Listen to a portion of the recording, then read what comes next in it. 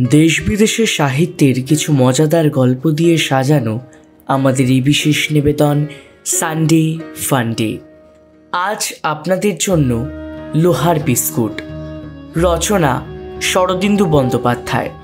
প্রধান চরিত্রে ব্যোমকেশ, অজিত, কমলবাবু, অক্ষয় মণ্ডল, সত্যবতী এবং রাখালবাবু।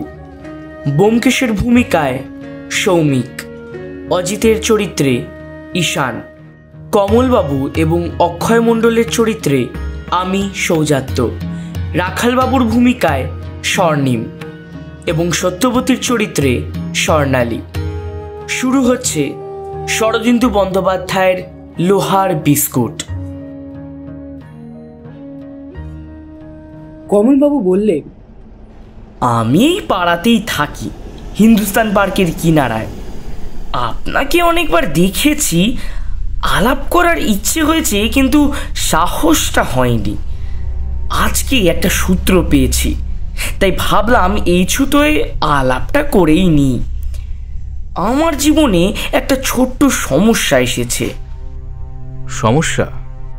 ব্যোমকেশ সিগারেটের কৌটোটা এগিয়ে দিয়ে বলল, বলুন বলুন। এমনি তো অনেকদিন ও বস্তুর মুখদর্শন করিনি, বলুন আপনি।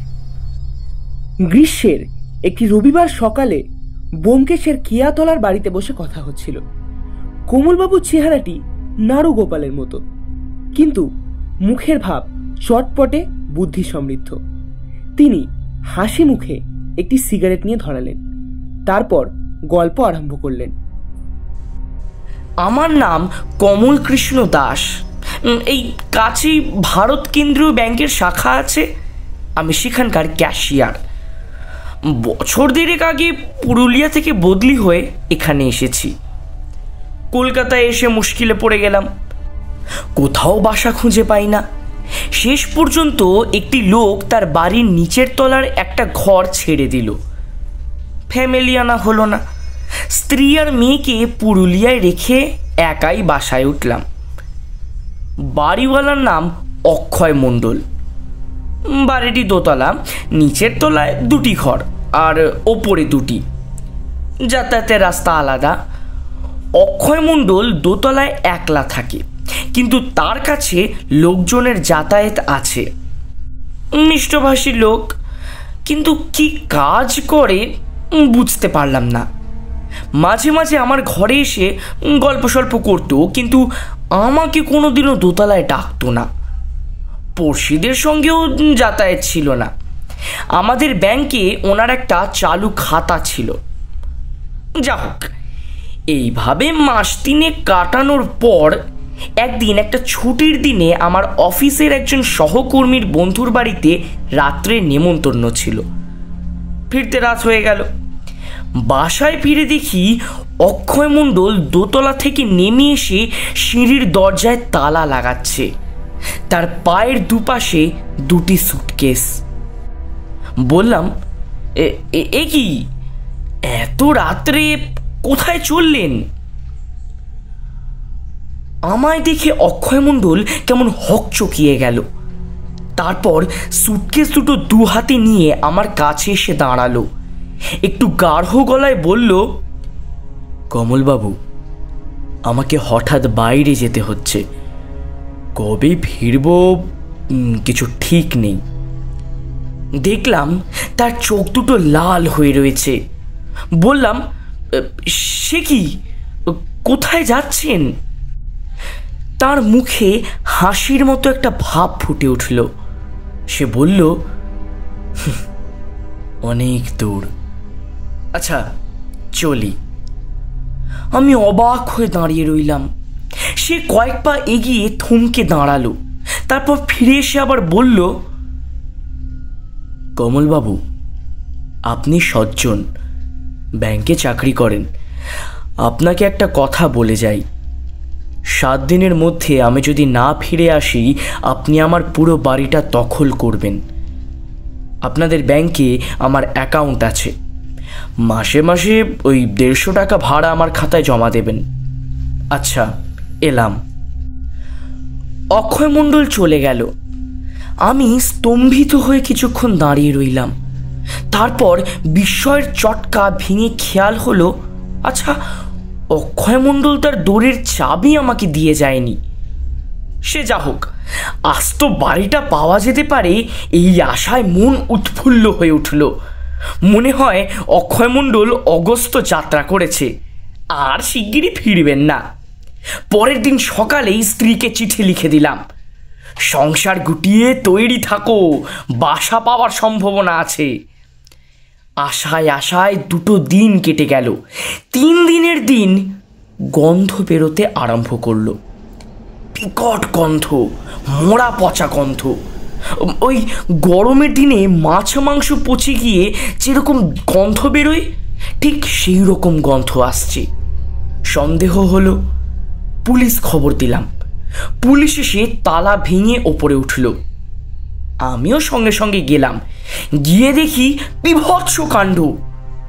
ঘরের মেঝের ওপর একটা মরা হাত পা ছড়িয়ে পড়ে আছে, তার কপালে একটা ফুটো। সে রাত্রে আমি যখন নেমন্তন্ন খেতে গিয়েছিলাম, সেই সময় অক্ষয় মণ্ডল লোকটাকে গুলি করেছে। তারপর দামি জিনিসপত্র, টাকা কড়ি সুটকেসে পুড়ে নিয়ে কেটে পড়েছে। দেখতে দেখতে এক পাল পুলিশ এসে পুরো বাড়ি ঘিরে ফেলল। লাশ ময়না তদন্তের জন্য পাঠানো হলো। দারোগাবাবু আমাকে জেরা করলেন। তারপর খানা তল্লাশ আরম্ভ হলো। নিরপেক্ষ সাক্ষী হিসেবে পাড়ার একটি ভদ্রলোক এবং আমি সঙ্গে রইলাম। খানা তল্লাশে কিন্তু বিশেষ কিছু পাওয়া গেল না। কেবল একটা দেরাজের মধ্যে কয়েকটা লোহার পাত দিয়ে তৈরি কৌটোর মতো জিনিস পাওয়া গেল। সিগারেটের প্যাকেটে রূপালি তবকের মধ্যে যেমন সিগারেট মোড়ানো থাকে, অনেকটা সেই রকম লম্বাটে ধরনের তবক, খুব পাতলা লোহা দিয়ে তৈরি, কিন্তু তার অভ্যন্তর ভাগ শূন্য। দারোগাবাবু সেগুলো নিয়ে চিন্তিতভাবে নাড়াচাড়া করলেন, কিন্তু হালকা লোহার মোড়ক কোন কাজে লাগে বোঝা গেল না। যা হোক, সেদিনকার মতো তদন্ত শেষ হলো। পুলিশ চলে গেল। আমার মনে কিন্তু অস্বস্তি লেগে রইল। 3-4 দিন পরে থানায় গেলাম। সেখানে গিয়ে খবর পেলাম মৃত ব্যক্তির পরিচয় জানা গেছে। আঙুলের ছাপ ও অন্যান্য দৈহিক চিহ্ন থেকে প্রকাশ পেয়েছে যে মৃত ব্যক্তির নাম হরিহর সিং। মাদকদ্রব্য এবং সোনার উপর চোরা কারবার করত। অক্ষয় মণ্ডলের সঙ্গে কোন সূত্রে তার যাতায়াত ছিল তা জানা যায়নি। অক্ষয় মণ্ডলের নামে হুলিয়া জারি হয়েছে, কিন্তু সে এখনো ধরা পড়েনি। কর্পূরের মতো উবে গেছে। থানা থেকে ফেরার সময় ভয় ভয় প্রশ্ন করলাম, পুরো বাড়িটা তাহলে আমি দখল করতে পারি? দারোগাবাবু বললেন, স্বচ্ছন্দে। আসামি যখন ফেরার হবার আগে আপনাকে তার বাড়ির হেফাজতে রেখে গেছে, তখন আপনি থাকবেন বই কি। তবে একটা কথা, যদি আসামির সারা শব্দ পান, তৎক্ষণাৎ থানায় খবর দেবেন। তারপর প্রায় বছর খানিক ভারী আরামে কেটেছে। স্ত্রী আর মেয়েকে নিয়ে এলাম। সারা বাড়িটা দখল করে দ্বীপে হাত পা ছড়িয়ে বাস করছি। বাড়ি ভাড়া মাসে মাসে অক্ষয় মণ্ডলের খাতায় জমা করে দিই। তার টেবিল, চেয়ার ইত্যাদি ব্যবহার করি বটে, কিন্তু আলমারির বাক্স, কাবার্ডে হাত দিই না। পুলিশ খানা তল্লাশ করার পর যেমনটি ছিল তেমনই আছে। হঠাৎ মাস 2 আগে এক ফ্যাসাদ উপস্থিত হলো। সকালবেলা নিচের ঘরে বসে কাগজ পড়ছি। একজন অপরিচিত লোক এলো, তার সঙ্গে একটি স্ত্রীলোক। ভদ্রশ্রেণীর মধ্যবয়স্ক পুরুষ, স্ত্রীলোকটি সধবা। পুরুষ স্ত্রীলোকটির দিকে আঙুল দেখিয়ে বলল, এ হচ্ছে অক্ষয় মণ্ডলের স্ত্রী, আমি ওর বড় ভাই। এতদিন আমি ওকে পুষেছি, কিন্তু আর আমার ওকে পুষবার মতো ক্ষমতা নেই। এবার ও স্বামীর বাড়িতে থাকবে। আপনাকে বাড়ি কিন্তু ছেড়ে দিতে হবে। মাথায় বজ্রাঘাত। ফ্যাল ফ্যাল করে চেয়ে রইলাম। তারপর বুদ্ধি গজালো। বললাম, অক্ষয়বাবুর স্ত্রী আছেন? তা তো কোনোদিনও শুনিনি। যদি আপনাদের কথা সত্যি হয়, আপনি আদালতে গিয়ে নিজের দাবি প্রমাণ করুন, তারপর দেখা যাবে। কিছুক্ষণ বকাবকি কথা কাটাকাটির পর তারা চলে গেল। আমার সন্দেহ হলো এরা দাগাবাজ জোচ্চোর, ছলছুতো করে বাড়িটা দখল করে বসতে চায়। আজকাল বাসা বাড়ির যেরকম ভাড়া দাঁড়িয়েছে, ফোকটে বাসা পেলে কে ছাড়ে। থানায় গিয়ে খবরটা জানিয়ে এলাম। দারোগাবাবু বললেন, অক্ষয় মণ্ডলের স্ত্রী আছে কিনা আমাদের জানা নেই। যা হোক, আবার যদি আসে ছলছুতো করে ঠিক থানায় নিয়ে আসবেন। আমরাও আপনার বাড়ির ওপর নজর রাখবো। আমার পিস্তল আছে, তাছাড়া একটা কুকুর পুষেছি, হিংস্র পাহাড়ি কুকুর, নাম ভুটো। আমার হাত ছাড়া কারুর হাতে খায় না। আমি ব্যাংকে যাওয়ার সময় তার শেকল খুলে দিই, রাত্রিরে তাকে ছেড়ে দিই, সে বাড়ি পাহারা দেয়। ভুটো ছাড়া থাকতে বাড়িতে চোর ছেঁচো ঢোকার ভয় নেই। ভুটো তাকে চিবিয়ে খেয়ে ফেলবে। তবে এই ঘটনার পর মনে একটা অস্বস্তি লেগে রইল।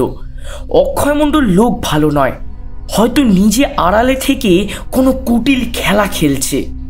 দিন দশেক পরে একখানা বেনামি চিঠি পেলাম, পাড়া ছেড়ে চলে যাও, নইলে বিপদে পড়বে। পাড়া মানেই বাড়ি। থানায় গিয়ে চিঠি দেখালাম। দারোগাবাবু বললেন, একদম চেপে বসে থাকুন, ওদের কথা একদম নড়বেন না মশাই। আপনার বাসার উপর আরও পাহারা বাড়িয়ে দিচ্ছি। তারপর থেকে এই 1.5 মাস আর কেউ তেমন আসেনি, উড়ো চিঠিও পায়নি। এখন বেশ নিরাপদ বোধ করছি। কিন্তু একটি সমস্যার উদয় হয়েছে। এই সমস্যা সমাধানের জন্যই আপনার কাছে আসা। দারোগাবাবুর কাছে যেতে পারতাম, কিন্তু তিনি হয়তো এমন উপদেশ দিতেন না যা আমাদের পছন্দ হতো। ব্যাপারটা হচ্ছে, ব্যাংক থেকে আমার 1 মাসের ছুটি পাওনা হয়েছে। আমার স্ত্রীর অনেক দিন থেকেই ওই তীর্থে যাবার ইচ্ছে, হরিদ্বার, ঋষিকেশ এইসব। ব্যাংকের একটি সহকর্মীও আমার সঙ্গে ছুটি নিয়ে কুন্ডু স্পেশালে বেড়াতে বেরোচ্ছেন। আমাকেও তিনি সঙ্গে যাবার জন্যে চাপাচাপি করছেন। দল বেঁধে গেলে অনেক সুবিধে হয়। আমার স্ত্রী খুব উৎসাহিত হয়ে উঠেছেন। আমারও উৎসাহ কম নয়, কিন্তু বুঝতেই পারছেন, যেতে হলে বাড়ি তালা বন্ধ করে যেতে হবে। ভুটোকেও মাসখানেকের জন্য একটি কেনেলে ভর্তি করে দিয়ে যেতে হবে। বাড়ি অরক্ষিত থাকবে।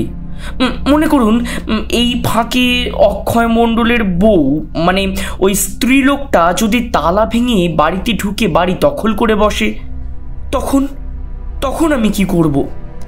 অক্ষয় মণ্ডলের মৌখিক অনুমতি ছাড়া আমার তো আর কোনো হক নেই। তবে আমি দখলে আছি, আমাকে বেদখল করতে হলে ওদের আদালতে যেতে হবে। কিন্তু ওরা যদি দখল নিয়ে বসে, তখন আমি কোথায় যাব? এই হচ্ছে আমার সমস্যা। নিতান্তই ঘরোয়া সমস্যা, আপনার নিরীক্ষার উপযুক্ত নয়। তবু রথ দেখা কলা বেচা 2 হবে, এই মতলবেই আপনার কাছে এসেছি।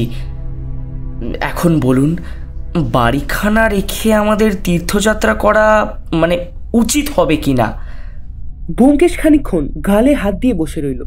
শেষে বলল, আপনাদের তীর্থযাত্রায় বাধা দিলে পাপ হবে, আবার বাড়ি বেহাত হয়ে যাওয়াও বাঞ্ছনীয় নয়। আপনার জানাশোনার মধ্যে এমন মজবুত লোক কি কেউ নেই যাকে বাড়িতে বসিয়ে আপনারা তীর্থযাত্রা করতে যেতে পারেন?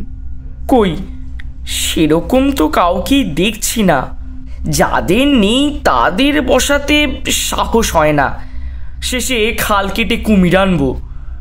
বেশ, তাহলে চলুন আপনার বাসাটা একবার দেখে আসা যাক।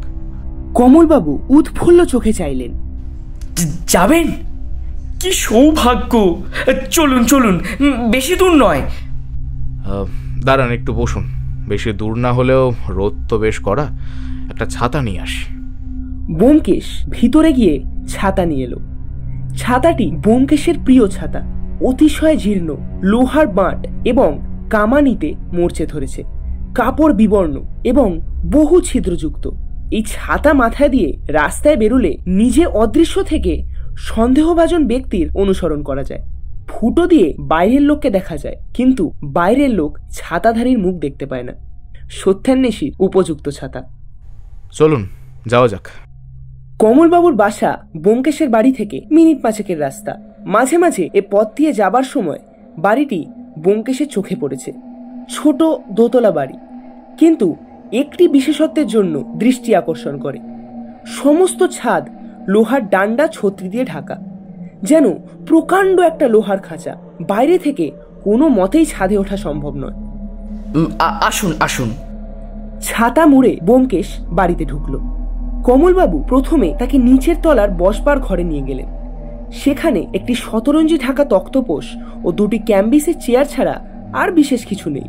ব্যোমকেশ ঘরের চারিদিকে চোখ ফেরালো, সে যেন একটা সূত্র খুঁজছে, কিন্তু এই নগ্নপ্রায় ঘরে কোনো অঙ্গুলি নির্দেশ পাওয়া গেল না। সে বলল, নিচের তলায় আরেকটা ঘর আছে না? হ্যাঁ আছে। ঘরটা অক্ষয় মণ্ডলের আমলে ব্যবহার হতো না, আমি ওটাকে রান্নাঘর করেছি, দেখবেন? দরকার নেই, আপনার স্ত্রী বোধ হয় এখন রান্না বান্না করছেন। চলুন একবার ওপর তলাটা দেখে আসা যাক। চলুন। ঘরের লাগাও একটা সরু বারান্দার শেষে উপরে ওঠা সিঁড়ি, সিঁড়ির মাথায় দরজা, দরজার মাথায় ওপরকার দেয়ালে ঘোড়ার খুঁড়ের নালের মতো লোহার একটা জিনিস 3টে পেরেকের মাঝখানে আটকানো রয়েছে। ব্যোমকেশ সেই দিকে কিছুক্ষণ তাকিয়ে থেকে ছাতা তুলে সেই দিকে নির্দেশ করে বলল, ওটা কি? ওটা ওটা ঘোড়ার নাল। বিলিতি কুসংস্কার অনুযায়ী দড়ির মাথায় ঘোড়ার নাল টাঙিয়ে রাখলে নাকি ওই অনেক টাকা হয়। ব্যোমকেশের ছাতার ডগা ঘোড়ার নালে আটকে গিয়েছিল। সে টেনে সেটা ছাড়িয়ে নিয়ে বলল, এটা কি আপনি লাগিয়েছেন নাকি? না না, অক্ষয় মণ্ডলের আমল থেকেই আছে। ব্যোমকেশ ঘোড়ার নালের দিকে তাকিয়ে কেমন যেন স্বপ্নাচ্ছন্ন হয়ে পড়ল। কমলবাবু ডাকলেন, আসুন আসুন। ঘরের ভিতর কমলবাবুর 10 বছরের মেয়ে মেঝে মাদুর পেতে বসে লেখাপড়া করছিল। তার কাছে মাদুরের বাইরে একটা ভীষণ দর্শন কুকুর থাবা পেতে বসেছিল। ব্যোমকেশের পানে মণিহীন নীলাভ চোখ তুলে চাইল। কমলবাবু বললেন, খুকু, যাও তোমার মাকে চা তৈরি করতে বলো, আর তার সঙ্গে কিছু ভাজাভুজি। ব্যোমকেশ একটু আপত্তি করল, কিন্তু কমলবাবু শুনলেন না। খুকু নিচে চলে গেল, ভুটো সঙ্গে সঙ্গে গেল। অতঃপর ব্যোমকেশ ঘরটি চক্ষু দিয়ে সমীক্ষা করল। বলল, এ ঘরে অক্ষয় মণ্ডলের কোনো আসবাবপত্র আছে? ছিল, আমি পাশের ঘরে নিয়ে গেছি। খাট এবং দেরাজওয়ালা টেবিল, এই যে। পাশের ঘরটি অপেক্ষাকৃত বড়, জানলার দিকে খাট, অন্য কোণে টেবিল। ব্যোমকেশ টেবিলের কাছে গিয়ে বলল, সেই যে পুলিশের খানা তল্লাশে লোহার মোড়ক পাওয়া গিয়েছিল, সেগুলো কি পুলিশ নিয়ে গিয়েছে? একটা মোড়ক পুলিশ নিয়ে গেছে, বাকিগুলো দেরাজেই আছে, এই যে। দেরাজের পিছন দিকে কয়েকটা মোড়ক পড়েছিল। ব্যোমকেশ একটা বের করে নেড়ে চেড়ে দেখল। আকৃতি প্রকৃতি সিগারেট প্যাকেটের অভ্যন্তরস্থ তবকের মতোই বটে। সেটা রেখে দিয়ে সে হাসি মুখে বলল, ভারী মজার জিনিস তো। এর ভেতর গোটা 2 বিস্কুট রেখে সুতো দিয়ে বেঁধে দিলে একেবারে নিশ্চিন্তি। যাকে চলুন এবার ছাদটা একবার দেখে আসা যাক। ছাদে কিন্তু কিছু নেই। তা হোক না, শূন্যতাই হয়তো অর্থবহ হয়ে উঠতে পারে। আচ্ছা তাহলে আসুন।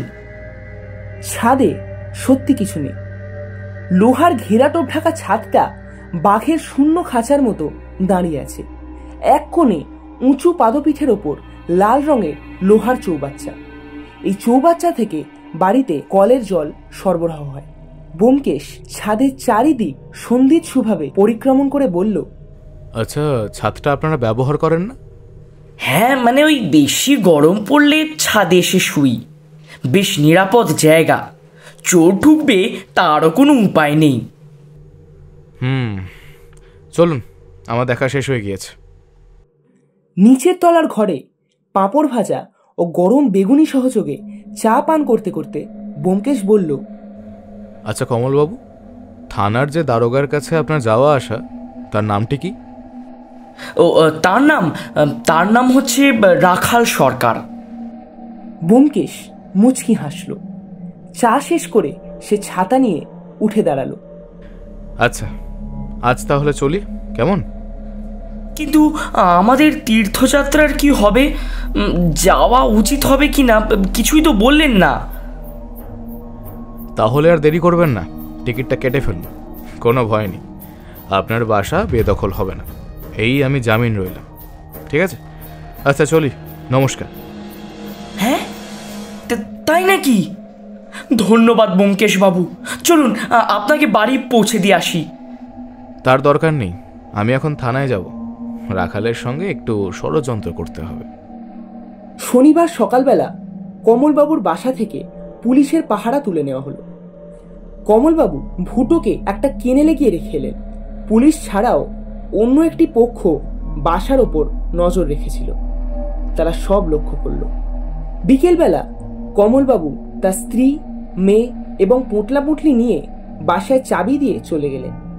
যাবার পথে থানায় রাখালবাবুকে চাবি দিয়ে বলে গেলেন, খিড়কির দৌড় ভেজিয়ে রেখে এসেছি, এখন আমার বরাত আর আপনাদের হাত যশ। সারাদিন বাড়িটা শূন্য পড়ে রইল। রাত্রি আন্দাজ 8:30টার সময় ব্যোমকেশকে নিয়ে রাখালবাবু কমলবাবুর বাসার দিকে গেলেন। দুজনের পকেটেই পিস্তল এবং বৈদ্যুতিক টর্চ। সরজমিন আগে থাকতেই দেখা ছিল। পাশের বাড়ির পাঁচিল ডিঙিয়ে দুজনে কমলবাবুর খিড়কি দিয়ে বাড়িতে ঢুকলেন। খিড়কির দরজা বন্ধ করে পা টিপে টিপে সিঁড়ি দিয়ে দোতলায় উঠলেন। কান পেতে শুনলেন। বাড়ি নিস্তব্ধ। রাখালবাবু পলকের জন্য দৌড়ের মাথায় টর্চের আলো ফেলে দেখলেন ঘোড়ার খুর যথাস্থানে আছে। তিনি তখন ফিসফিস করে বললেন, চলুন ছাদে গিয়ে অপেক্ষা করলেই বোধহয় ভালো হবে। না, আমি ছাদে যাচ্ছি, তুমি এই ঘরে লুকিয়ে থাকো।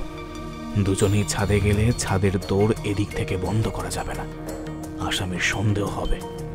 বেশ, আপনি ছাদে গিয়ে লুকিয়ে থাকুন, আমি দৌড় বন্ধ করে দিচ্ছি। ব্যোমকেশ ছাদে উঠে গেল। রাখালবাবু দরজায় হুড়কো লাগিয়ে নেমে এলেন। কতক্ষণ অপেক্ষা করতে হবে তার ঠিক নেই, এমনকি আসামি আজ নাও আসতে পারে।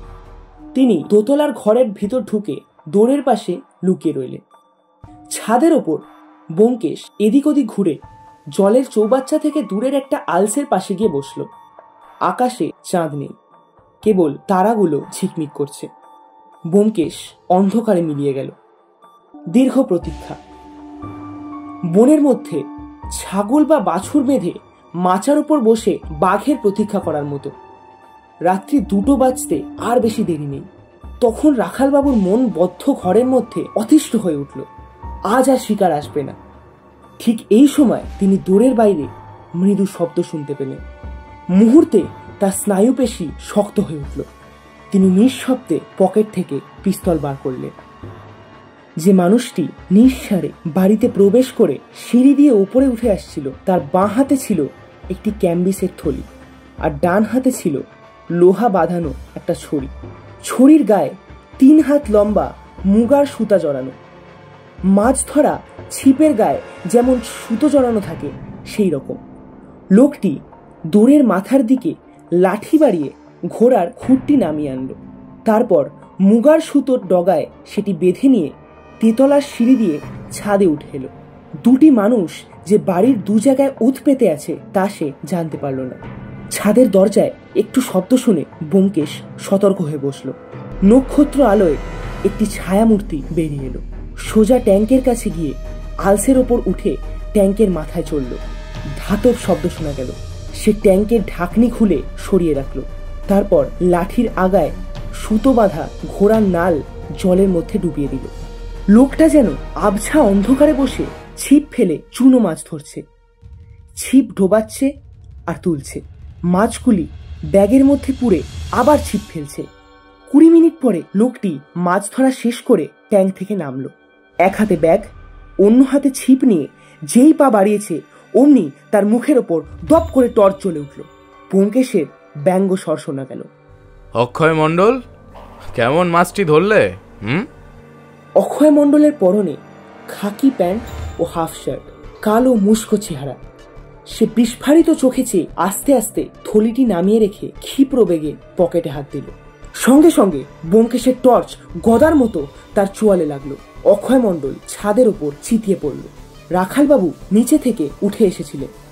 তিনি অক্ষয় মণ্ডলের বুকের ওপর বসে বললেন, ব্যোমকেশ দা, এর পকেটে পিস্তল আছে, তাড়াতাড়ি বের করে নিন। ব্যোমকেশ অক্ষয় মণ্ডলের পকেট থেকে পিস্তল বার করে নিজের পকেটে রাখল। রাখালবাবু আসামির হাতে হাতকড়া পরিয়ে বললেন, অক্ষয় মণ্ডল, হরিহর সিংকে খুন করার অপরাধে তোমাকে গ্রেফতার করলাম।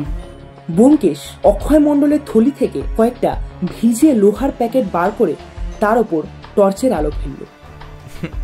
বাহ, এই যে যা ভেবেছিলাম ঠিক তাই, লোহার মোড়কের মধ্যে চকচকে বিদেশি সোনার বিস্কুট। পরদিন সকালবেলা সত্যবতী ব্যোমকেশকে বলল, ভালো চাও তো বলো, কোথায় রাত কাটালে? ব্যোমকেশ কাতর স্বরে বলল, দোহাই ধর্মাবতার, রাখাল সাক্ষী, আমি কোনো কুকার্য করিনি। শরীর সাক্ষী মাতাল, গল্পটা বলবে? বলবো বলবো, কিন্তু তার আগে আরেক পেয়ালা চা দিতে হবে যে, কারণ এক পেয়ালা চা খেয়ে ঠিক রাত জাগার গ্লানি কাটেনি। সত্যবতী আর এক পেয়ালা কড়া চা এনে ব্যোমকেশের সামনে চেয়ারে বসল। এবার বলো, টর্চটা ভাঙলে কি করে? মারামারি করেছিলে? মারামারি নয়, শুধু মারা। অক্ষয় মণ্ডল সোনার চোরা কারবার করে অনেক টাকা করেছিল। নিজের প্রয়োজন অনুযায়ী ভদ্রপাড়ায় একটি বাড়ি করেছিল। বাড়ির ছাদ লোহার ডান্ডা ছত্রি দিয়ে এমনভাবে মুড়ে রেখেছিল যে ওদিক দিয়ে বাড়িতে চোর ঢোকবার উপায় ছিল না। তাই ছাদটাকে নিরাপদ করা তার বিশেষ দরকার ছিল। অক্ষয় মণ্ডলের পেশা ভারতবর্ষের বাইরে থেকে যেসব চোরাই সোনা আসে তাই সংগ্রহ করা এবং সুযোগ মতো বাজারে ছাড়া। সেই বাড়িতেই সোনা রাখত, কিন্তু লোহার সিন্ধুকে নয়। সোনা লুকিয়ে রাখার একটা বিচিত্র কৌশল সে বার করেছিল। আসলে অক্ষয় মণ্ডল বাড়িতে একলা থাকত, তার স্ত্রী আছে কিনা তা এখনো জানা যায়নি। সে পাড়ার লোকের সঙ্গে বেশি মেলামেশা করত না, কিন্তু পাছে পড়শিরা কিছু সন্দেহ করে, তাই কমল দাস নামে একটি ভদ্রলোককে নিচের তলায় একটি ঘর ভাড়া দিয়েছিল। বাজারে সোনা ছাড়বার জন্য সে কয়েকজন লোক রেখেছিল, তার মধ্যে একজনের নাম ছিল হরিহর সিং। হরিহর সিং বোধহয় অক্ষয় মণ্ডলকে ফাঁকি দিচ্ছিল। একদিন দুজনে ঝগড়া হলো। রাগের মাথায় অক্ষয় মণ্ডল হরিহর সিংকে খুন করল। তারপর মাথা ঠান্ডা হলে তার ভাবনা হলো যে এবার মরাটা নিয়ে সে কি করবে। একলা মানুষ, ভদ্রপাড়া থেকে মরা পাচার করা সহজ নয়। সে স্থির করল মরা থাক, বাড়িতে যা সোনা আছে তাই নিয়ে সে নিজে ডুব মারবে। কিন্তু সব সোনা সে যে নিয়ে যেতে পারল না। আসলে সোনা ধাতুটা বিলক্ষণ ভারী, লোহার চেয়েও ভারী। তোমরা স্ত্রী জাতি সারা গায়ে সোনার গয়না বয়ে বেড়াও ঠিকই, কিন্তু সোনার ভার কত তা ঠিক বুঝতে পারো না। 10 হাত কাপড়ে কাছা নেই। আচ্ছা আচ্ছা, তারপর বলো। অক্ষয় মণ্ডল ডুব মারবার কয়েকদিন পরে লাশ বেরোলো। পুলিশ এলো, কিন্তু খুনের কিনারা হলো না। এবার অক্ষয় মণ্ডল খুন করেছে তাতে সন্দেহ নেই, কিন্তু সে যে নিরুদ্দেশ। তো কমলবাবু সারা বাড়িটা দখল করে বসলেন। অক্ষয় মণ্ডল নিশ্চয়ই কলকাতাতেই কোথাও লুকিয়েছিল। কয়েক মাস চুপচাপ রইল, কিন্তু বাড়িতে যে সোনা লুকোনো আছে সেগুলো যে সরাতে পারেনি, আর সেগুলো উদ্ধার করতে হবে। এবার কাজটি সহজ নয়। তো কমলবাবু স্ত্রী এবং মেয়ে সর্বদা বাড়িতে থাকে, তাছাড়া একটি ভয়ঙ্কর হিংস্র কুকুর আছে। অক্ষয় মণ্ডল ভেবেচিন্তে এক ফন্দি বার করল। একটি স্ত্রীলোককে বউ সাজিয়ে এবং একটা পেটোয়া লোককে তার ভাই সাজিয়ে অক্ষয় মণ্ডল কমলবাবুর কাছে পাঠাল। বউকে বাড়ি ছেড়ে দিতে হবে। অক্ষয় মণ্ডল ফেরারি খুনি হতে পারে, কিন্তু তার বউ তো কোনো অপরাধ করেনি। কমলবাবু কিন্তু তা শুনলেন না, তাদের হাঁকিয়ে দিলেন। অক্ষয় মণ্ডল তখন বেনামি চিঠি লিখে ভয় দেখালো, কিন্তু তাতেও কোনো ফল হলো না। কমলবাবু একদম নড়লেন না। অক্ষয় মণ্ডল তখন অন্য রাস্তা ধরল। আমার বিশ্বাস ব্যাংকের যে সহকর্মীটি কমলবাবুকে তীর্থে যাওয়ার জন্য ভজাচ্ছিলেন তার সঙ্গে অক্ষয় মণ্ডলের যোগাযোগ আছে। 2-4 দিনের জন্য যদি কমলবাবুকে সপরিবারে বাড়ি থেকে তফাত করা যায় তাহলে অক্ষয় মণ্ডলের কার্যসিদ্ধি। কাজটা যে সে বেশ গুছিয়ে এনেছিল, কিন্তু একটা কারণে কমলবাবুর মনে খটকা লাগলো, বাড়ি যদি বেদখল হয়ে যায়। তাই তিনি আমার কাছে পরামর্শ নিতে এলেন। তার গল্প শুনে আমার সন্দেহ হলো বাড়িটার ওপর। তাই আমি বাড়িটা দেখতে গেলাম। ভাবলাম দেখাই যাক না, অপস্থলে গেলে অনেক ইশারা ইঙ্গিত পাওয়া যায়। তাই গেলাম বাড়িতে। কড়া রোদ ছিল, তাই ছাতা নিয়ে গিয়েছিলাম।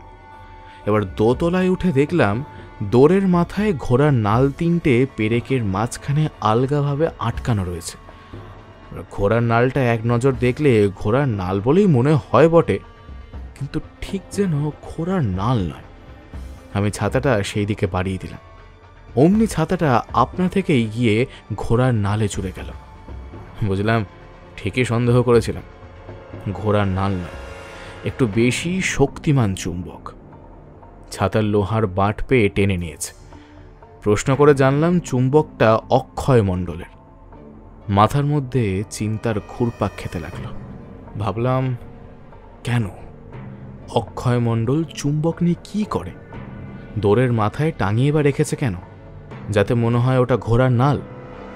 মনে পড়ে গেল পুলিশের খানা তল্লাশে দেরাজের মধ্যে কয়েকটি লোহার মোড়ক পাওয়া গিয়েছিল। রহস্যটা ক্রমশ পরিষ্কার হতে লাগলো। তারপর যখন ঘেরাটোপ লাগানো ছাদে গিয়ে জলের ট্যাঙ্কটা দেখলাম, তখন আর কিছুই বুঝতে বাকি রইল না। চুম্বক যত জোরালোই হোক, সোনাকে টানবার ক্ষমতা তার নেই। তাই সে সোনার বিস্কুট লোহার প্যাকেটে মুড়ে ট্যাঙ্কের জলে ফেলে দেয়। তারপর যেমন যেমন দরকার হয় ট্যাঙ্কে চুম্বকের ছিপ ফেলে জল থেকে তুলে আনে। এবার হরিহর সিংকে খুন করে পালাবার সময় সে সমস্ত সোনা নিয়ে যেতে পারেনি। এখন বাকি সোনা উদ্ধার করতে চায় সে। পালাবার সময় সে ভাবেনি যে ব্যাপারটা পরে এত জটিল হয়ে উঠবে। যা হোক, অবশেষে সোনার সন্ধান পেলাম। সমুদ্রের তলায় শুক্তির মধ্যে যেমন মুক্ত থাকে, ঠিক ট্যাঙ্কের তলায় তেমনই লোহার পাতে মোড়া সোনা আছে। কিন্তু কেবল সোনা উদ্ধার করলেই তো চলবে না, খুনি আসামিকে ধরতে হবে। তাই আমি কমলবাবুকে বললাম, আপনি সপরিবারে তীর্থযাত্রা করুন। তারপর রাখালের সঙ্গে পরামর্শ করে ফাঁদ পাতার ব্যবস্থা করলাম। কাল সকালে কমলবাবুরা তীর্থযাত্রা করলেন। বাড়ির ওপর অক্ষয় মণ্ডল নজর রেখেছিল। সে জানতে পারল যে রাস্তা সাফ। এবার কাল সন্ধ্যের পর রাখাল আর আমি বাড়িতে গিয়ে আড্ডা কাটলাম। কালই যে অক্ষয় মণ্ডল আসবে এতটা আশা করিনি, তবুও পাহারা দিতে হবে, বলা তো যায় না। রাত্রি 2টোর সময় শিকার ফাঁদে পা দিল। তারপর আর কি, টর্চের একটি গায়ে ধরাশাই। কত সোনা পাওয়া গেল? 57টি লোহার মোড়ক, প্রত্যেকটি মোড়কের মধ্যে 2টি করে সোনার বিস্কুট, আর প্রত্যেকটি বিস্কুটের ওজন প্রায় 50 গ্রাম। কত দাম হয় হিসাব করে দেখো তাহলে। সত্যবতী কেবল একটি নিঃশ্বাস ফেলল।